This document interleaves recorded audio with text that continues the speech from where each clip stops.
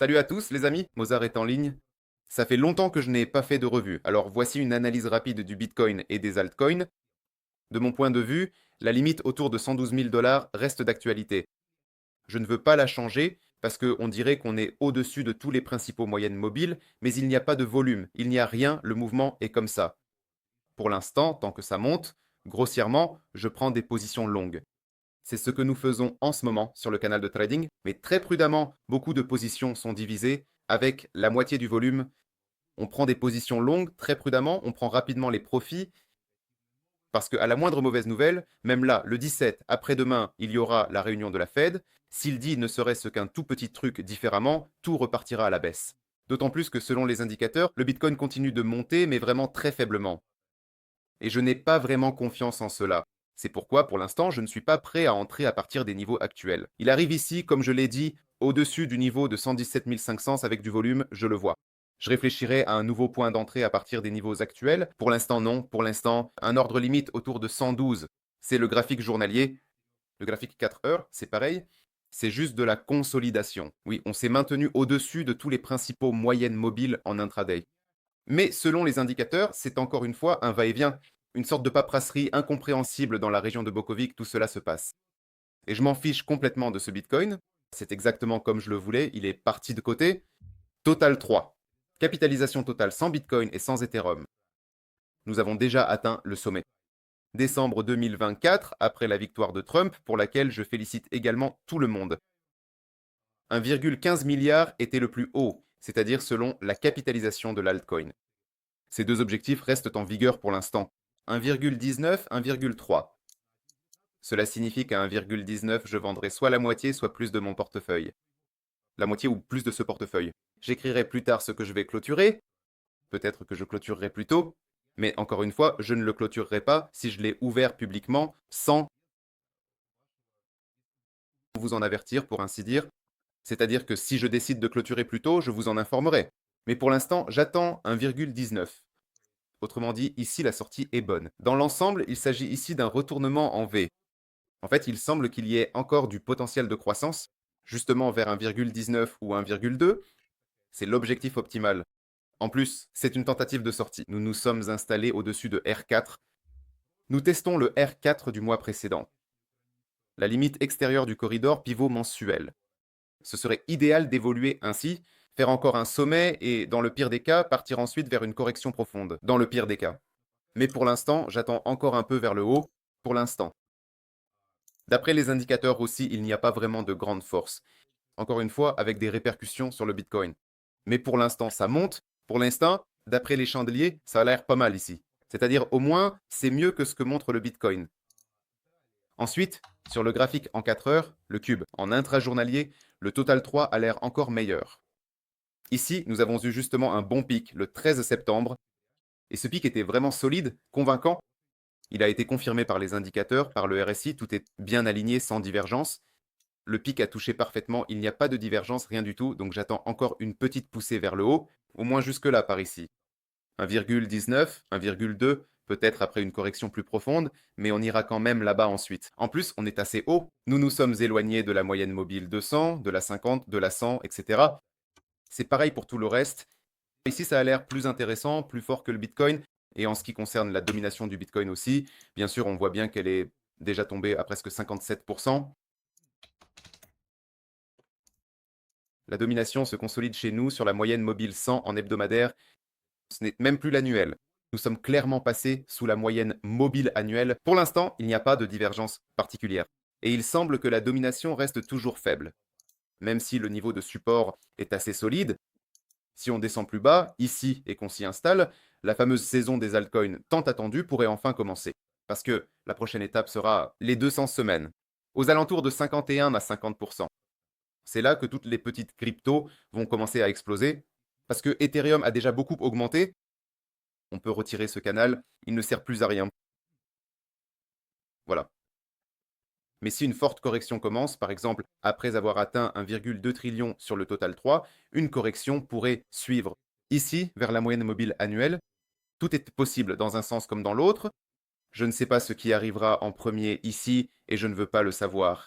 Je traite dans l'instant. Ce que je vois maintenant, C'est pourquoi ce que je vois maintenant est ce que j'attends. Comme ça ou comme ça. Voici deux options pour Total 3. Si je ferme plus tôt, j'écrirai sur Telegram en conséquence.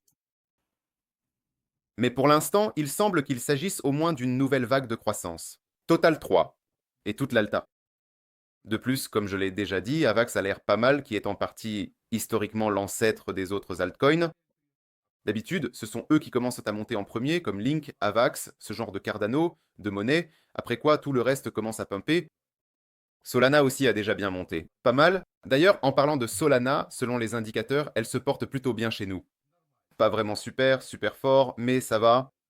Ça va. Il y a encore de la marge avant d'atteindre un nouveau sommet. Elle est bien partie, comme s'il lui restait encore un petit élan. Elle a de la marge.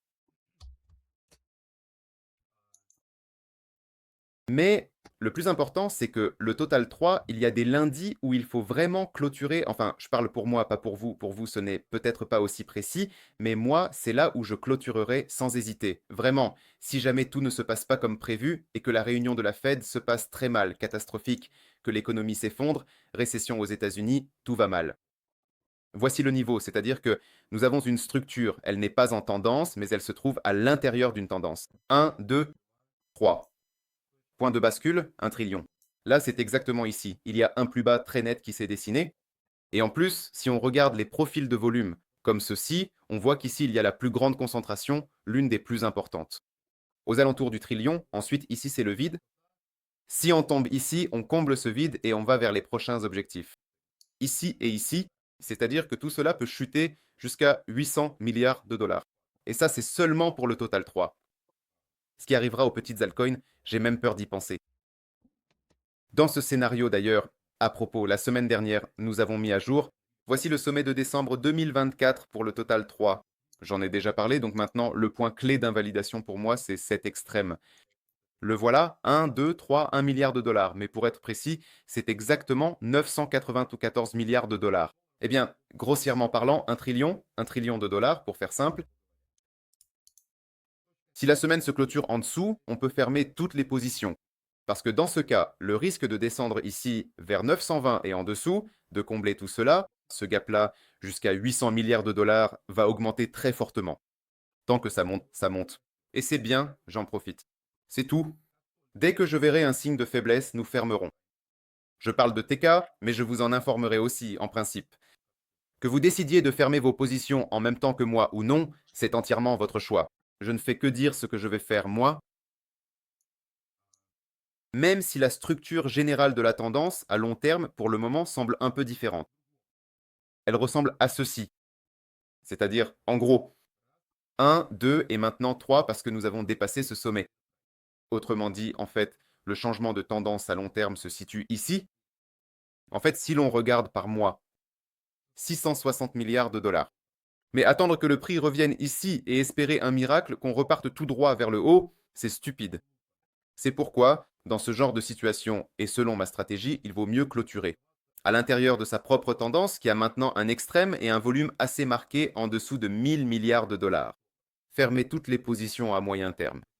Et ensuite, s'il y a un miracle ou pas, etc., je reviendrai tout simplement sur le marché. S'il n'y a pas de miracle, j'entrerai ici et ici. Voilà. C'est simplement selon ma stratégie de trading, c'est l'option la plus optimale et la plus correcte sur le long terme. Elle montre bien plus de succès que de rester assis en permanence, à croire et espérer que tout se passera comme tu l'avais prévu, que tu avais prévu au départ. Mais pour l'instant, ça continue de monter et la structure de tendance est toujours là. En principe, dans cette fenêtre, tout cela n'est que de la consolidation et de petites corrections avec une poursuite à la hausse. Donc tant que ça monte, on peut en profiter. Concernant le Bitcoin en général, je dirais que le niveau 117 n'a pas été comblé, il reste ce gap, il est petit, le voilà, on ne l'a pas encore atteint, tout le monde le surveille pour l'instant. Sur le CME, c'est 117 235. Quoique non. Écoutez, sur le CME, il me semble qu'on l'a finalement comblé. Oui, oui, oui, c'est fait, c'est fait. Il a été comblé sur le CME. Sur le CME, c'était même 117 320 et c'était le 12. Il me semblait pourtant qu'il n'avait pas été comblé. Voilà, ici l'objectif est atteint, l'objectif minimum. Donc ce gap était comblé, même si sur Binance, il me semble, et sur Bybit aussi, là-bas, il n'y a pas eu 117 000. Le plus haut aujourd'hui était 116 760. Bon, pratiquement. Disons que c'était pratiquement atteint. On a pratiquement atteint l'objectif que j'avais fixé, 117 000.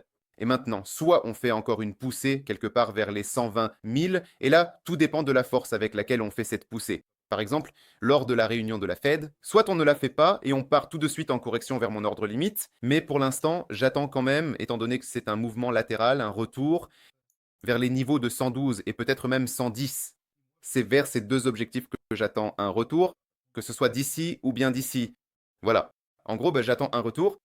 L'annulation de ce retour, comme je l'ai déjà dit, n'aura lieu que si je vois une consolidation sur de gros volumes au-dessus de ce canal, au-dessus du niveau de 118 500, un bon volume, et dans la tendance, il y aura encore une bonne poussée. Dans ce cas, oui, j'annule cette limite et j'entre au prix actuel. Mais je l'annoncerai aussi sur Telegram. Et pour ne pas rater ça, encore une fois, je vous recommande de vous abonner à ma chaîne Telegram. Merci à tous, bonne semaine à tous. Elle promet d'être chaude, probablement l'une des dernières, si ce n'est la dernière semaine chaude de l'année. Profitez-en au maximum. C'était Mozart avec vous. Je souhaite bonne chance à tous, une bonne journée à moi aussi et à bientôt à tous.